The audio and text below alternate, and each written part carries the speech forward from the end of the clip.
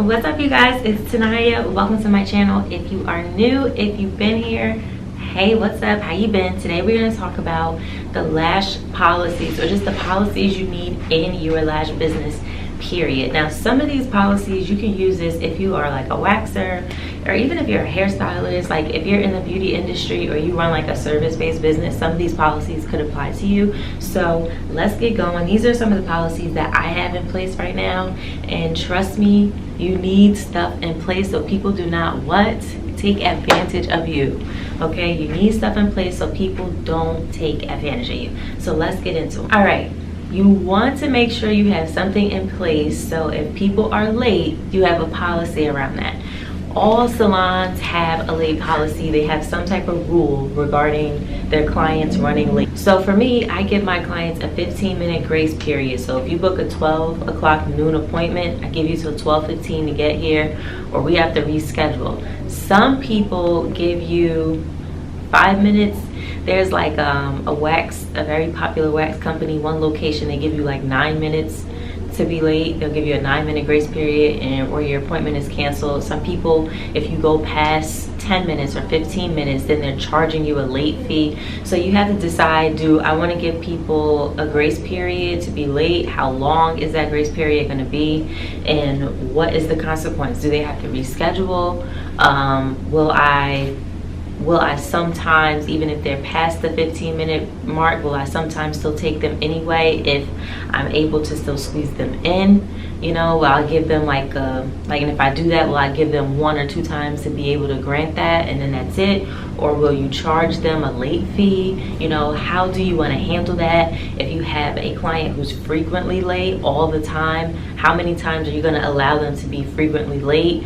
And if you, let's say you're like, okay, I have a client, I'm gonna make up a client, and let's say she's always 15-20 minutes late, are you gonna give her 3 times to do that or whatever, and then she's out, she has to find a new artist? Like, already have those things in the back of your head, because it sucks when you're in the situation and you never prepare for it. So I've had some constant late clients, 15 minutes, 20, 25 minutes late.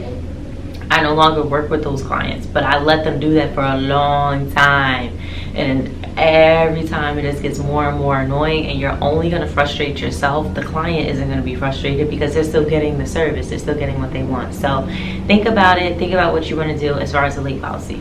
Now, since we're talking about late policies, let's talk about cancellation. So if somebody needs to cancel, what is your rule around cancellation?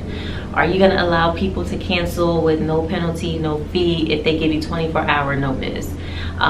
If they give you less than 24-hour notice and they need to cancel, and that's considered a last-minute cancellation, are you allowing them to transfer their deposit? We'll get to deposits in a minute, to the next rescheduled appointment, or are you going to require them to put down a new deposit and their current one is forfeited? If they cancel last minute, are you going to charge them 50% of the service cost? Are you charging them 100% of the service cost for that day, since they're now inconveniencing you and you no longer can count on making that money for the day?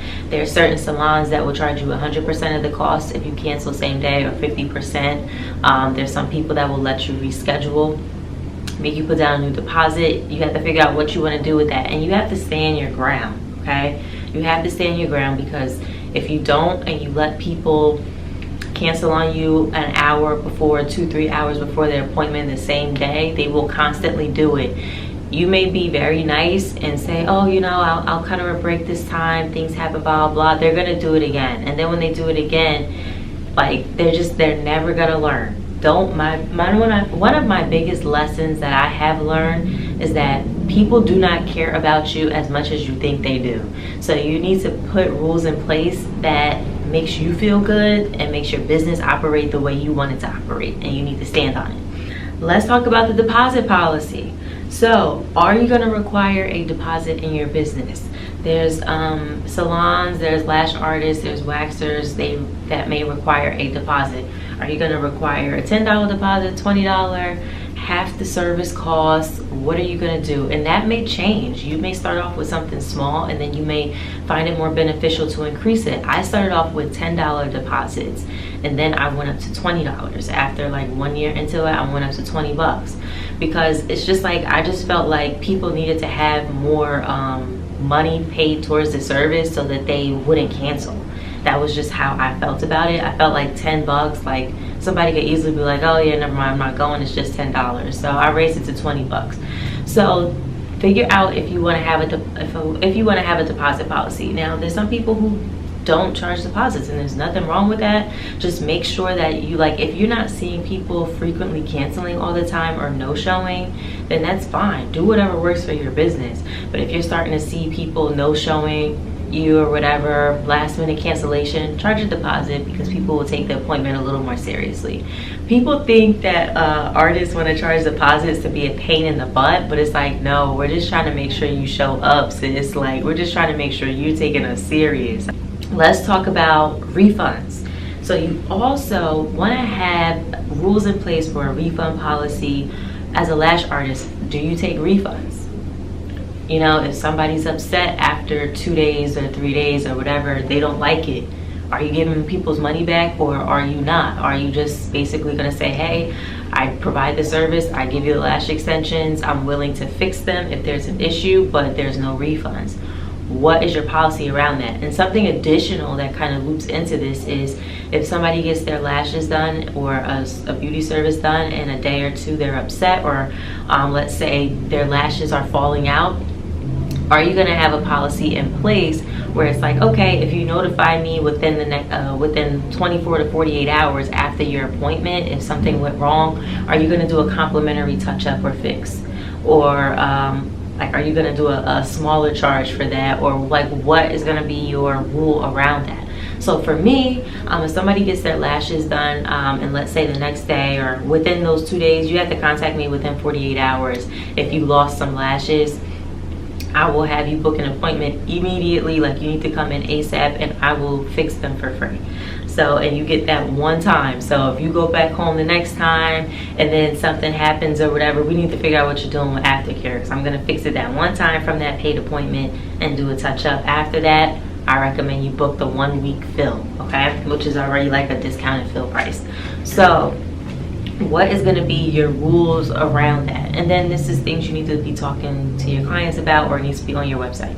Now, the last policy I'm going to talk about is, are you going to have a policy around fill-ins? Now, this is specifically for lash artists. I recently put this into places on my site because I found that there are clients who will book a lash fill-in knowing darn well they need a full set. So are you going to create a policy around the time frame that you're going to do fill-ins? So for me, I'm not going to be doing fill-ins after it's been 2.5 weeks. Now, if you come here and it's been 3 weeks and I look at your lashes and it's truly a fill, I will adjust the price and I will charge you for a fill. But I've seen in my business, I've had clients who come in, people will book me 5 weeks, 6 weeks later as a fill when they're not a fill at all, and they're coming in, even though if they have lashes left, they're coming in with those lashes and they're all grown out. I would have to remove them anyway. So I noticed a trend in my business where I had to put a fill-in policy in place. So after a certain time, you're going to be considered a full set.